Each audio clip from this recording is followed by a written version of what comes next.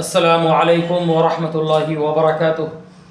الحمدللہ والصلاة والسلام علی رسول اللہ وعلی آلہ وصحبہ اجمعین، اما بعد۔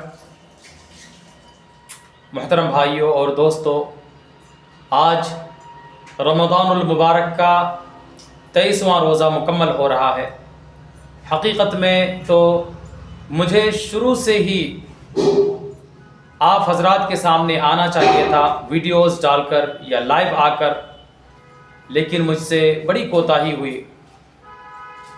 تھوڑی سی مشغولیت کی وجہ سے میں یہ کام نہیں کر سکا، اور الحمدللہ میں مساجد میں جا کر یہ کام کرتا ہوں، تاہم فیس بک میں لائیو آ کر یا ویڈیوز ڈال کر یہ کام میں نے نہیں کیا ہے، یعنی کم ہی کیا ہے۔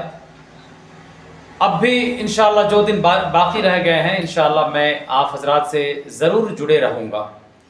اللہ تعالی ہم سب کو نیک باتوں پر عمل کی توفیق عطا فرمائے۔ اس میں کوئی شک نہیں ہے کہ رمضان المبارک کا مہینہ پا لینا ایک بہت بڑی فضیلت کی بات ہے، تاہم جو چیز سب سے اہم ہے وہ یہ کہ ہم اس مہینے کی کما حقہ قدر کریں، ہم اس مہینے کے روزوں کا کما حقہ اہتمام کریں، ہم اس مہینے میں روزوں کا اہتمام کے ساتھ ساتھ ان کی حفاظت کریں، ہم ان روزوں کو بری چیزوں سے، غلط چیزوں سے بچائیں، ان چیزوں سے بچائیں جن چیزوں سے وہ روزے خراب ہو جاتے ہیں۔ محترم بھائی اور دوستو، رہی بات فضیلت کی، تو اس تعلق سے شروع سے ہی کہنا زیادہ افضل تھا، تاہم اب بھی وقت ہے، تو اس کی فضیلت کے تعلق سے جو بات میرے ذہن میں آ رہی ہے وہ یہ کہ نبی رحمت صلی اللہ علیہ وسلم نے روزے داروں کو بشارت سنائی ہے۔ ایک بڑی فضیلت کی بات ہے۔ کیا بشارت؟ فرمایا ان فی الجنت بابا یقال له الریان، کہ جنت میں ایک دروازہ ہے جس کا نام ریان ہے، یدخل منہ الصائمون یوم القیامہ، اس سے وہی لوگ داخل ہوں گے جو روزے دار ہوں گے۔ تو روزے داروں کے لیے بڑی فضیلت ہے کہ ان کے لیے ایک خاص دروازہ ہے، انہیں ترغیب دلائی جا رہی ہے کہ ان روزوں کا کما حقہ اہتمام کرو، تمہارے لیے جنت میں ایک دروازہ بنایا گیا ہے، اس دروازے کا نام باب الریان ہے، الریان۔ تو ہمیں اس باب الریان سے داخل ہونے کے لیے ان روزوں کے اہتمام کے ساتھ ساتھ ان روزوں کی ہم حفاظت کریں، لغویات سے، بری باتوں سے، گناہ کے کاموں سے ہم ان روزوں کی حفاظت کریں، تاکہ ہمارے لیے وہ اس دروازے سے داخل ہونا آسان ہو جائے۔ نبی رحمت صلی اللہ علیہ وسلم کے فرمان کے مطابق اس دروازے سے صرف اور صرف روزے دار لوگ ہی داخل ہوں گے، دوسرے لوگ اس سے داخل نہیں ہو سکتے۔ جب روزے دار لوگ داخل ہو جائیں گے تو اس دروازے کو بند کر دیا جائے گا۔ اس مہینے کی محترم حضرات بڑی ڈھیر ساری خصوصیات ہیں۔ اس مہینے میں سرکش شیاطین جکڑ دیے جاتے ہیں، اس مہینے میں جنت کے سارے دروازے کھول دیے جاتے ہیں، کوئی بھی دروازہ بند نہیں رکھا جاتا۔ اس مہینے میں جہنم کے سارے دروازے بند کر دیے جاتے ہیں، کوئی بھی دروازہ کھلا نہیں چھوڑا جاتا۔ اور اس مہینے میں ایک رات ایسی ہے جو ہمارے سامنے ہے، یا تو گزر گیا ہے یا بھی جو ہے ہمارے سامنے ہے، کہ ایک رات ایسی ہے کہ جو 1000 مہینوں سے بھی بہتر ہے، 1000 مہینوں کے برابر نہیں، بہتر، اس سے بھی افضل ہے۔ کس قدر بہتر ہے اس کا علم صرف اور صرف اللہ کو ہے۔ اللہ نے فرمایا لیلۃ القدر خیر من الف شہر، کہ لیلۃ القدر 1000 مہینوں سے بھی افضل ہے۔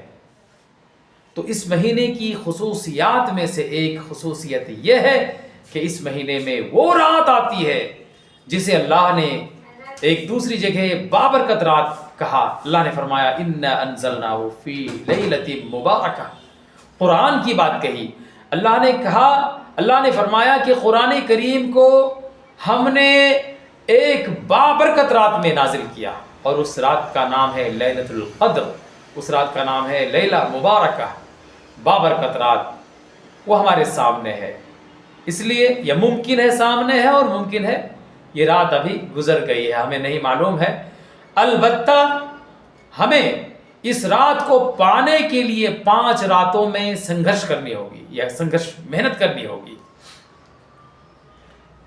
21ویں کی رات یعنی 20 روزے مکمل ہونے کے بعد ہی جو رات آتی ہے وہ 21ویں کی، اور وہ رات گزر گئی، اور 23ویں کی رات 22 روزے مکمل ہونے کے بعد جو رات آتی ہے وہ رات ہے 23ویں کی رات، اور ہمارے سامنے جو رات ابھی موجود ہے وہ ہے 25ویں کی رات، وہ ہے 25ویں کی رات، 25ویں کی رات 24ویں روزے مکمل ہونے کے بعد، یعنی جب ہم کل روزہ رکھ لیں گے اس کے بعد جو رات آئے گی وہ ہوگی 25ویں کی رات، تو عین ممکن ہے کہ 25ویں رات ہی یا 25ویں کی رات ہی لیلۃ القدر ہو، یعنی 25ویں روزے مکمل کر 25واں روزہ مکمل کرنے کے بعد 24واں روزہ مکمل کرنے کے بعد جو رات آئے گی عین ممکن ہے کہ وہی لیلۃ القدر ہو۔ اسی طرح سے 26واں روزہ مکمل کرنے کے بعد ممکن ہے، بہت زیادہ امکان ہے، محدثین کا رجحان اسی طرف ہے کہ بہت زیادہ امکان اس بات کا ہے کہ 27ویں رات کو ہی ہو، اور یہ بھی ممکن ہے کہ 29ویں کی رات ہو، اور اس کا علم جو ہے صرف اور صرف اللہ کے پاس ہے۔ آپ جانتے ہیں، آپ نے کتنی دفعہ سنا ہوگا کہ نبی رحمت صلی اللہ علیہ وسلم اس تعلق سے بتلانے کے لیے نکلے تھے، لیکن 2 مسلمان آپس میں جھگڑ رہے تھے، تو نبی رحمت صلی اللہ علیہ وسلم اس میں بزی ہو گئے، تو پھر جو ہے یہ علم اٹھا لیا گیا، یعنی یہ علم کہ کس رات کو لیلۃ القدر ہوگی، تاہم اس میں بھلائی ہے، 5 راتوں میں ایک مسلمان محنت کرے، راتوں میں جاگ جاگ کر اللہ کی کتاب کی زیادہ سے زیادہ تلاوت کرے۔ ہاں بھائیو، ایک بات خاص ہے، وہ یہ کہ جب اس رات میں قرآن کریم کا نزول ہوا تو زیادہ بہتر یہ ہے کہ اس میں زیادہ سے زیادہ قرآن کریم کی تلاوت کی جائے۔ اللہ نے کہا انا انزلناہ فی لیلۃ القدر، انا انزلناہ فی لیلۃ مبارکہ، اور سب سے پہلے فرمایا شہر رمضان الذی انزل فیہ القرآن، کہ رمضان المبارک کا مہینہ ہی وہ مہینہ ہے جس میں قرآن کریم کا نزول ہوا۔ تو ان راتوں میں اور اس مہینے میں، اور خاص طور سے ان 5 راتوں میں زیادہ سے زیادہ قرآن کریم کی تلاوت کا اہتمام کیجیے، اور ان راتوں کو پا لینے کے بعد ان میں زیادہ سے زیادہ دعا کیجیے، یہ اللہم انک عفو تحب العفو فاعف عنی۔ حضرات گرامی، میں بتلا رہا تھا اس مہینے کی ڈھیر ساری خصوصیات ہیں، اللہ تعالیٰ جن لوگوں کو توفیق دے وہ اس مہینے میں عمرے کے لیے جائے، زیادہ پیسے نہیں لگتے، اور آپ مجھ سے رابطہ کیجئے گا، انشاءاللہ وقت آئے گا میں بہت بہترین ڈھنگ سے انشاءاللہ میں مینیج کروں گا، میں خود جانا چاہتا ہوں انشاءاللہ عمرے کے لیے، وہ میرے ساتھ جائیں گے انشاءاللہ، انہیں بڑا مزہ بھی آئے گا، اور انشاءاللہ وہ سوچیں گے کہ ان کے لیے سعادت کی بات ہوگی۔ انشاءاللہ ہمارے پاس جیسے درس کا اہتمام ہوتا ہے، تعلیم کا اہتمام ہوتا ہے، انشاءاللہ ہم ضرور کوشش کریں گے، اور ابھی نہیں ضرور میں اعلان کروں گا۔ تو رمضان المبارک کے مہینے میں اگر کسی کو اللہ نے عمرے کی توفیق دی تو اچھی طرح سے یاد رکھیے کہ رمضان المبارک کے مہینے میں عمرہ حج کے برابر ہے۔ ایک عورت نے دیکھو تو بچے کو، ایک عورت جس سے نبی رحمت صلی اللہ علیہ وسلم نے پوچھا تھا کہ تم ہمارے ساتھ عمرے پہ کیوں نہیں گئی، اس نے سواری کے نہ ہونے کا بہانہ پیش کیا، تو نبی رحمت صلی اللہ علیہ وسلم نے اس سے فرمایا تھا کہ جب رمضان آ جائے فَإِذَا جَاءَ رَمَضَانُ فَاعْتَمِرِي، جب رمضان المبارک کا مہینہ آ جائے تو عمرہ کر لینا، کیونکہ رمضان میں عمرہ حج کے برابر ہے۔ یا یہ فرمایا کہ فَإِنَّ فإن عمرة في رمضان تقضی حجۃ معی او کما قال صلی اللہ علیہ وسلم. فرمایا کہ عمرہ کر لینا، رمضان میں عمرہ کر لینا یہ ایسا ہے کہ جیسے میرے ساتھ حج کی قضا، یعنی میرے ساتھ حج کی قضا ہے. یا ایک حدیث کے اندر اس طرح سے ہے کہ رمضان میں عمرہ حج کے برابر ہے. محترم بھائیو، بڑی سعادت کی بات ہے. کتنے پیسے کہاں خرچ کر دیتے ہیں آپ. اس موقع کو غنیمت سمجھیے. ابھی نہیں تو انشاءاللہ کوشش کیجیے اور ابھی سے دعا کیجیے کہ اللہ ہمیں اگلے رمضان تک بھی باقی رکھے اور اگلے رمضان میں انشاءاللہ ہم جو ہے عمرے کے لیے جائیں. ایک عمرہ رمضان کے مہینے میں ایک حج کے برابر ثواب رکھتا ہے. حج کے برابر اس کی جو ہے فضیلت ہے، حج کے برابر اس کا ثواب ہے. یہ بڑی بات ہے. تو یہ رمضان المبارک کے مہینے کی خصوصیات میں سے ہیں، اور اسی میں سے ایک ہے کہ اس مہینے میں اللہ تعالیٰ بہت سے لوگوں کو جہنم سے آزادی کا پروانہ عطا فرما دیتا ہے. بہت سے لوگوں کو جہنم سے آزادی کی گارنٹی دے دی جاتی ہے. بہت سے لوگوں کو اللہ تعالیٰ جہنم سے آزاد فرما دیتا ہے. ان لوگوں کے لیے کنفرم ہو جاتا ہے کہ یہ جہنم سے آزاد ہو گئے. ان للہ تبارک و تعالی عند کل فطر عتقاء، ہر روز افطار کے وقت. اور اس وجہ سے افطار کے وقت زیادہ سے زیادہ دعا کا بھی اہتمام کیجیے، زیادہ سے زیادہ دعا کیجیے. اور حدیث کے اندر دوسرے الفاظ، دوسری روایت کے اندر یہ بھی ہے وَإِنَّ لِكُلِّ مُسْلِمٍ او مسلمتن او کما قال دعوتن مستجابہ. ہر ایک مسلمان کی ایک دعا ضرور قبول ہوتی ہے. محترم بھائیو، اس مہینے کی ڈھیر ساری خصوصیات ہیں، اور جس طرح سے میں نے بتلایا ان میں سے ایک یہ بھی ہے کہ رمضان المبارک ہی کو اللہ نے قرآن کریم کے نزول کے لیے اختیار کیا، اور اس میں بھی سب سے بابرکت رات کو. اور قرآن کریم کا نزول یہ ایک بہت بڑی بات ہے. اس مہینے میں اللہ نے اس سب سے مقدس کتاب کو نازل فرمایا. اس کے علاوہ ڈھیر ساری خصوصیات اور بھی ہیں. اللہ تعالیٰ ہمیں رمضان المبارک کی کما حقہ قدر کرنے کی توفیق عطا فرمائے. محترم بھائیوں، اور بھی ڈھیر ساری باتیں ہیں.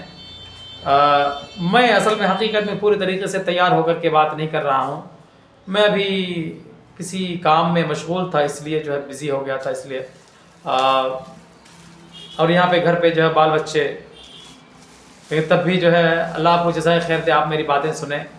میں ایک بات یہ بھی بول رہا تھا کہ ہم ان روزوں کی حفاظت کریں. نبی رحمت صلی اللہ علیہ وسلم نے ارشاد فرمایا کہ جب تم میں سے کسی کا روزہ ہو، فرمایا کہ روزہ ڈھال ہے، اور جب تم میں سے کسی کا روزہ ہو تو وہ نہ بری بات کرے، نہ کسی سے جھگڑے، اور اگر کوئی اس سے جھگڑنے پر آ جائے تو اس روزے دار کو یہ کہنا چاہیے کہ انی امرؤ صائم، بھائی میں روزے دار ہوں.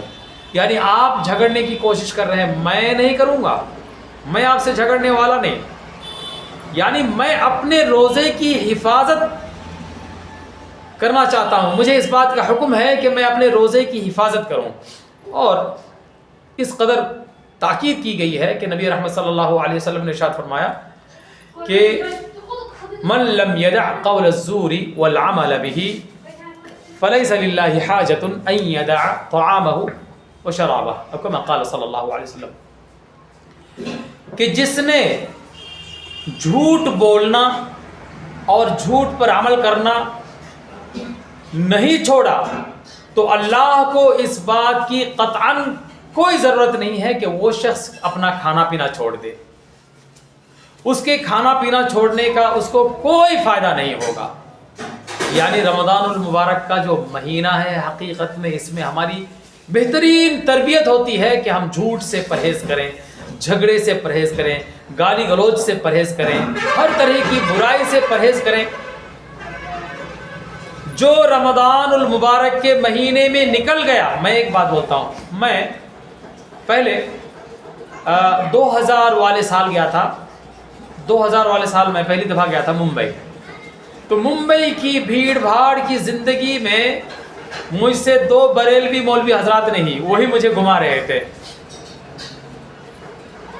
انہوں نے مجھ سے کہا تھا، انہی کی زبانی سب سے پہلی بات میں نے سنی تھی کہ جو ممبئی میں چل گیا، یعنی ممبئی کی بھاگم بھاگ کی زندگی میں جو چل گیا، یعنی جہاں وہ جو کامیاب ہو گیا کہ بس پکڑنی ہے ٹائم سے پکڑ لیا، ٹرین پکڑنی ہے ٹائم سے پکڑ لیا، جو اس میں چل گیا وہ دنیا کے کسی بھی کونے میں چل سکتا ہے، کہیں فیل نہیں ہوگا. یہ بات انہوں نے کہی. اب اسی طرز پہ میں ایک بات بولتا ہوں کہ جس کو اللہ نے اس بات کی توفیق دی کہ وہ رمضان کے روزے اسی طرح سے رکھیں، رمضان کے روزوں کا اسی طرح سے اہتمام کریں، رمضان کے قیام کا اسی طرح سے اہتمام کریں جس طرح سے کرنا چاہیے، اور لیلۃ القدر کو پانے کی بھرپور اس نے کوشش کی، 5 راتوں میں وہ اپنے آپ کو زندہ رکھا اور اپنی راتوں کو بھی زندہ رکھا، تو یقیناً انشاءاللہ وہ رمضان کے بعد بھی کامیاب ہوگا. یعنی جس نے رمضان المبارک میں 5 وقت کی نمازوں کا کما حقہ اہتمام کیا، انشاءاللہ وہ بعد میں بھی اہتمام کر سکے گا. یہ بات میں کیسے بول رہا ہوں؟ آپ نے دیکھا ہوگا بہت سے لوگوں کو جنہیں رمضانی کہا جاتا ہے کہ وہ رمضان کے شروع میں تو آتے ہیں لیکن پھر اس کے بعد کچھ ہی دنوں کے بعد غائب ہو جاتے ہیں. اور حقیقت یہ ہے کہ رمضان 2-4 دن کا نام نہیں. میں یہ بات بولا کرتا ہوں، ہر مسجد میں جا کے بولتا ہوں کہ رمضان 2 یا 4 راتوں یا 2 یا 4 دنوں کا نام نہیں، رمضان ایک مکمل مہینے کا نام ہے. اللہ نے فرمایا شہر رمضان، رمضان کا مہینہ، تو رمضان ایک مہینے کا نام ہے. اور یا تو یہ 30 دن کا ہوگا یا 29 دن کا ہوگا. تو جس نے پورے رمضان میں پابندی کے ساتھ نمازوں کا اہتمام کیا وہ بعد میں بھی کر سکتا ہے، اور جس نے نمازوں کا اہتمام نہ رمضان میں کیا نہ بعد میں کیا، آپ یاد رکھیے کہ جس نے نمازیں ضائع کر دیں اس کا اسلام سے کوئی تعلق نہیں رہتا. جو نمازوں، اور خاص طور سے جو لوگ یہ سوچتے ہیں کہ رمضان کے مہینے میں نمازوں کا اہتمام کر لیں گے یا کسی طرح سے نمازیں پڑھ لیں گے بعد میں چھوڑ دیں گے. کوئی آپ نے دیکھا ہوگا کتنوں اس طرح سے بات کرتے ہیں، فون پہ بات کرتے ہیں، ہاں تھوڑی سی پریشانی ہے رمضان میں نماز پڑھنی پڑتی ہے. ایسی کوئی بات نہیں ہے میرے بھائیوں. رمضان ہو یا غیر رمضان، اللہ نے سال کے 12 مہینوں میں ان نمازوں کو فرض کیا ہے، اسی لیے ان نمازوں سے کوئی چھٹکارا نہیں. مسلمان ان نمازوں کو چھوڑ نہیں سکتا. اللہ فرماتا ہے وَأَقِيمُوا الصَّلَاةَ، نماز قائم کرو، وَلَا تَكُونُوا مِنَ الْمُشْرِكِينَ، مشرکین میں سے نہ ہو جاؤ. تو میں یہ بات کہہ رہا تھا کہ جو رمضان کے مہینے میں چل پڑے، جو رمضان کے روزوں کی کما حقہ قدر کرنے میں کامیاب ہو جائے، رمضان المبارک کے مہینے میں نمازیں چھوڑ کر کے، فجر کی نماز چھوڑ کر کے نہ سوئے، نمازوں کو باجماعت ادا کرنے میں کامیاب ہو گیا، قیام اللیل کی جس کو توفیق ہوئی، جس کو اس بات کی توفیق ہوئی کہ اس نے لیلۃ القدر کو پانے کی بھرپور کوشش کی، 5 راتوں میں جاگتا رہا، انشاءاللہ وہ رمضان کے بعد بھی کامیاب ہوگا. رمضان کے بعد بھی انشاءاللہ وہ نمازوں کا اہتمام کرنے والا ہوگا. اور جس نے نمازوں کا اہتمام رمضان کے بعد نہیں کیا اس نے اپنے آپ کو دھوکہ دیا. آج میں نماز کے تعلق سے بات نہیں کر رہا ہوں، انشاءاللہ نماز کے تعلق سے ضرور بات کروں گا. محترم بھائیوں، بات ختم کروں گا اس سے پہلے اور ایک بات بولنا چاہتا ہوں. جو باتیں میں مساجد میں جا کر کے کہا کرتا ہوں اس میں حقیقت میں نماز کا بھی تعلق ہے روزوں سے، کہ جو فجر کی نماز ہے بڑی اہم ہے. میں نے بڑے بڑوں کو دیکھا، خود کو علم والا کہنے یا علم سے انتساب رکھنے والے بہتوں کو دیکھا کہ وہ شروع ہی میں، یعنی جلدی سے وہ سحری کر لیتے ہیں اور یعنی 3 بجے ہی سحری کر لیتے ہیں، 2:30 بجے سحری کر لیتے ہیں، پھر اس کے بعد سو جاتے ہیں، پھر ان کی فجر کی نماز ضائع ہو جاتی ہے. اور اس وجہ سے میں اس تعلق سے مساجد میں جا جا کر کے بولا کرتا ہوں کہ سحری کا طریقہ، میرے جملے پر آپ غور کیجئے، میں کہہ رہا ہوں سحری کا طریقہ یہ ہے، خاموش، سحری کا طریقہ یہ ہے کہ آپ جب دیکھیں کہ آدھا گھنٹہ باقی رہ گیا یا 25 منٹ باقی رہ گیا، 20 منٹ باقی رہ گئے، یعنی آخری وقت میں آپ سحری کھائیں، پھر اس کے بعد آپ کے پاس سونے کے لیے موقع نہیں ہوگا. اور حقیقت میں یہ میں نے کہا کہ یہ طریقہ ہے، یعنی یہ سنت طریقہ ہے. سنت طریقہ یہ ہے، نبی رحمت صلی اللہ علیہ وسلم کا طریقہ یہ ہے، صحابہ کرام کا طریقہ یہ ہے کہ وہ آخری وقت میں سحری کھاتے، پھر اس کے بعد جو اگلا کام ان کا ہوتا وہ یہ کہ جلدی جلدی وہ نماز کے لیے نکل جاتے. صحابہ کرام کہتے ہیں کہ ہم اپنے گھروں میں سحری کھاتے، پھر اس کے بعد ہم جلدی جلدی نماز کے لیے نکل جاتے تاکہ ہم رسول اللہ صلی اللہ علیہ وسلم کے ساتھ نماز پڑھیں. اور یہیں سے جو بات میں کہتا ہوں کہ رمضان المبارک کے مہینے میں خاص طور سے جو کام کرنا چاہیے وہ یہ کہ پہلی بات تو سحری آخری وقت میں کھائیں، پھر اس کے بعد لوگ جلدی سے چلے جائیں. اور امام صاحب کو جو کرنا چاہیے وہ یہ،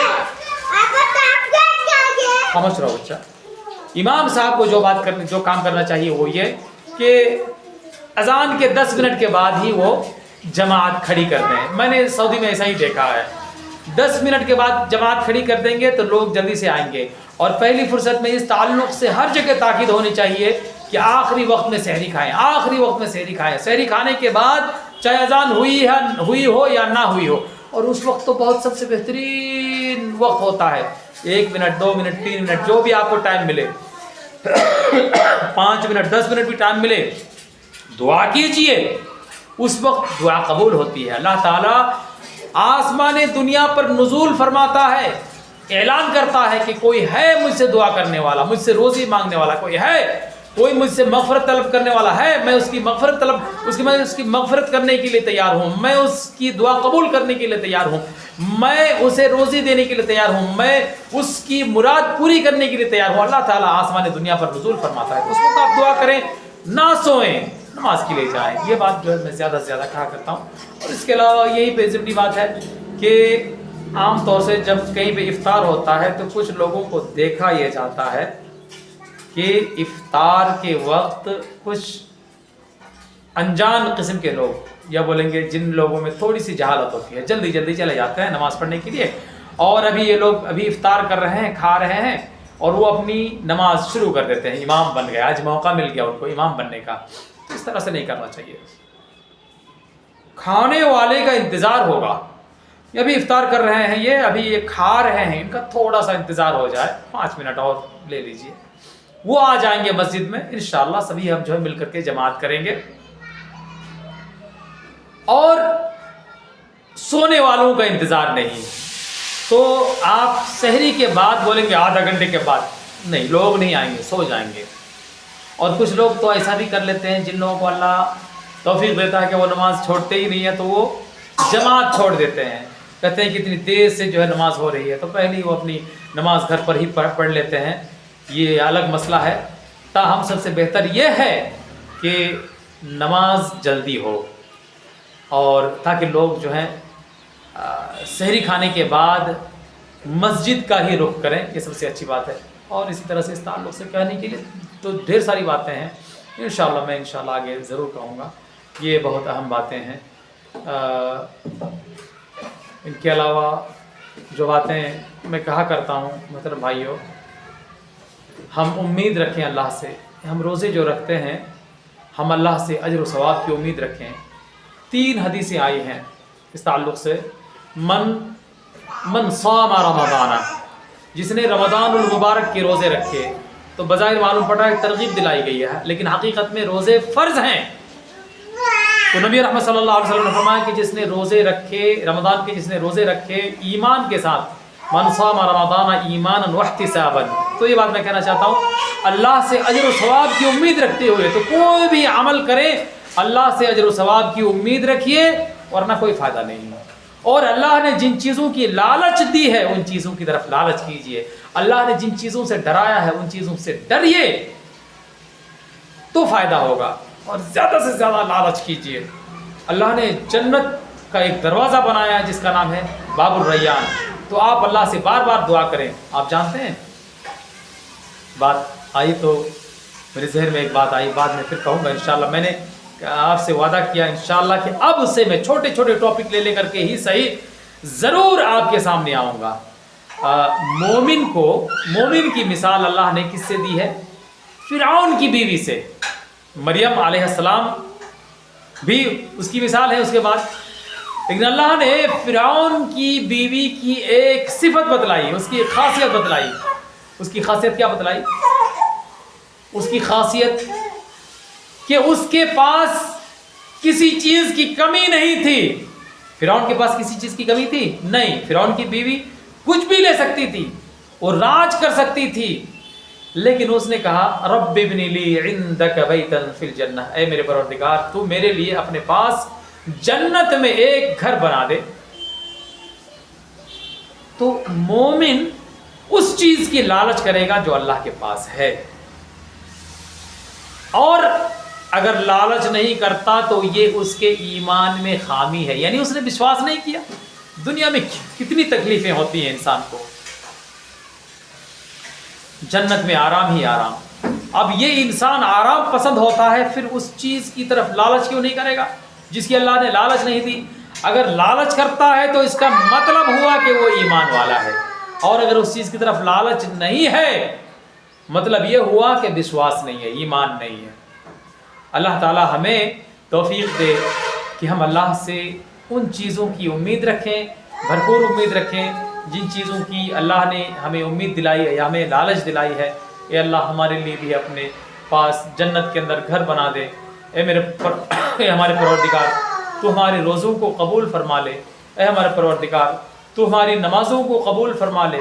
اے اللہ ہمیں توفیق دے کہ ہم رمضان کے بعد بھی کما حقہ ان نمازوں کا اہتمام کریں۔ اے ہمارے پروردگار تو ہمیں لیلۃ القدر کو پانے والوں میں سے بنا۔ اے اللہ ہمیں ان خوش نصیبوں میں سے بنا جنہیں تو اس مہینے میں جنت کی گارنٹی دے دیتا ہے، جہنم سے بچنے کی گارنٹی دے دیتا ہے، جہنم سے آزادی کا پروانہ عطا فرما دیتا ہے، جنت کا ٹکٹ دے دیتا ہے۔ اے ہمارے پروردگار تو ہمیں ان لوگوں میں سے بنانا۔ اے اللہ تو ہمیں حلال کھانے والوں میں سے بنانا۔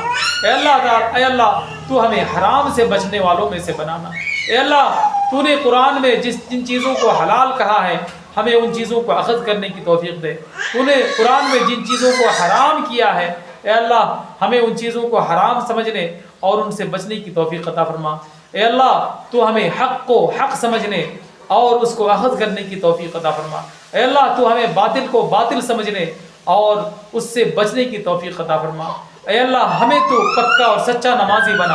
اے اللہ ہماری اولاد کو بھی پکا اور سچا نمازی بنا۔ اے اللہ ہمارے روزوں کا ہمیں فائدہ ہو۔ اے اللہ ہمیں ان لوگوں میں سے بنا کہ جن کے رمضان تو گزر گئے اور پھر اس کے بعد ان کی بخشش بھی ہو گئی، جن کے رمضان کے روزے مکمل ہو گئے اور ان کی بخشش بھی ہو گئی۔ اللہ ہمیں ان لوگوں میں سے بنا۔ اے اللہ ہمیں ان میں سے نہ بنانا کہ جس کے رمضان تو گزر گئے، جس کا رمضان تو گزر گیا لیکن اس کی بخشش نہیں ہوئی۔ اے اللہ ہمیں بد دعا پانے والوں میں سے نہ بنانا۔ اے اللہ ہمیں کامیاب ہونے والے خوش نصیبوں میں سے بنانا۔ اے اللہ ہمیں جنت حاصل کرنے والے خوش نصیبوں میں سے بنانا۔ اے اللہ ہمیں قبر کے عذاب سے بچانا۔ اے اللہ ہمیں جہنم کے عذاب سے بچانا۔ اے اللہ ہمارے روزوں کو قبول فرما لے۔ اے اللہ ہماری نمازوں کو قبول فرما لے۔ اے اللہ ہماری ہر طرح کی عبادات کو قبول فرما لے۔ اے اللہ ہمیں ہر طرح کے نیک اعمال کی توفیق عطا فرما۔ ہماری اولاد کو بھی اے اللہ ہمیں ان لوگوں میں شامل فرما جو ایک ساتھ جنت میں داخل ہوں گے، جنت میں جانے کے بعد ایک دوسرے سے بات چیت کریں گے کہ ہم دنیا میں نیک تھے، ہم دنیا میں اللہ کے عذاب سے ڈرتے تھے، ہم دنیا میں رہتے ہوئے ان چیزوں کی امید کرتے تھے جن چیزوں کی اللہ نے لالچ دلائی تھی، جن چیزوں کی اللہ نے مومنوں کو بشارت دی تھی۔ آمین وآخر دعوانا ان الحمدللہ رب العالمین والسلام علیکم ورحمۃ اللہ وبرکاتہ وجزاکم اللہ خیر والسلام علیکم ورحمۃ اللہ۔ محترم بھائیو انشاءاللہ میں آگے چل کر کے چھوٹی ویڈیوز بناؤں گا انشاءاللہ. یہ جو ہے چونکہ میں نے اس تعلق سے کچھ بات نہیں کہی اور حالانکہ ڈھیر ساری باتیں ہیں کہنے کی، تاہم انشاءاللہ ہم انشاءاللہ اللہ نے چاہا تو آگے جو ہے چھوٹی چھوٹی ویڈیوز لے کر کے آپ کے سامنے آئیں گے.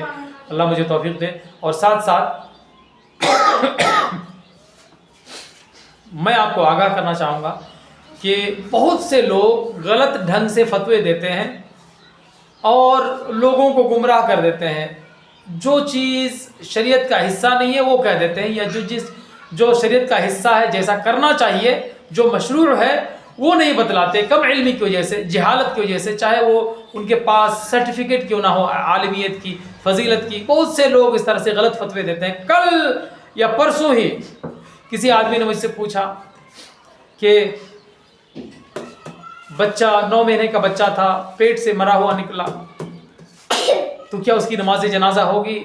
تو میں اس تعلق سے بہت اچھی طرح سے جانتا ہوں کہ علماء کا فتویٰ، صحیح فتویٰ یہ ہے کہ اس کی نماز جنازہ ہوگی، بلکہ اس کا نام کرن بھی ہوگا، اس کا نام بھی رکھا جائے گا، اس کی طرف سے عقیقہ بھی ہوگا.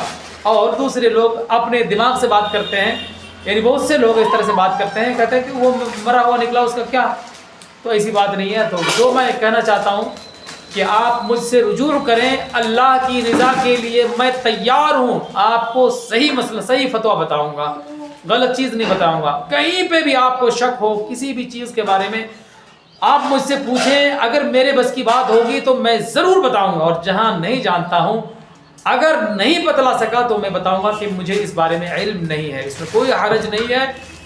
تاہم اگر آپ نہیں پوچھتے ہیں تو آپ گنہگار ہوں گے، اور اگر آپ پوچھ لیتے ہیں اور میں بتلا سکتا ہوں اور نہیں بتلاتا ہوں تو میں گنہگار ہوں گا. تو اللہ تعالی ہم سب کو ایسے گناہوں سے بچائے. اللہ تعالی ہمیں کامیاب ہونے والوں میں سے بنائے، کامیاب لوگوں میں شامل فرمائے. آمین. وآخر دعوانا ان الحمدللہ رب العالمین. میں بول رہا تھا کہ میرا نمبر آپ نوٹ کر سکتے ہیں، 9102822272 9102822272 یعنی 3 مرتبہ 2 کے بعد 72 ہے. تو آپ مجھ سے سوال کر سکتے ہیں، انشاءاللہ میرے بس کی بات ہوگی تو میں ضرور جواب دوں گا. میں ان چیزوں سے پیچھے نہیں ہٹتا ہوں الحمدللہ. جو میری طرف سے کوتاہی تھی، زیادہ سے زیادہ کوتاہی تھی، وہ یہ کہ میں فیس بک پر جو ہے آپ لوگوں سے جڑا نہیں. میرے ہزاروں دوست ہیں، ہزاروں مجھ سے محبت کرنے والے. میں نے ایک لحاظ سے ان کے ساتھ اچھا نہیں کیا کہ میں فیس بک پر نہیں آیا. تو انشاءاللہ میں ضرور آؤں گا، ضرور آؤں گا. اللہ تعالی ہم سب کو نیک باتوں کی توفیق عطا فرمائے. آمین. السلام علیکم ورحمۃ اللہ وبرکاتہ.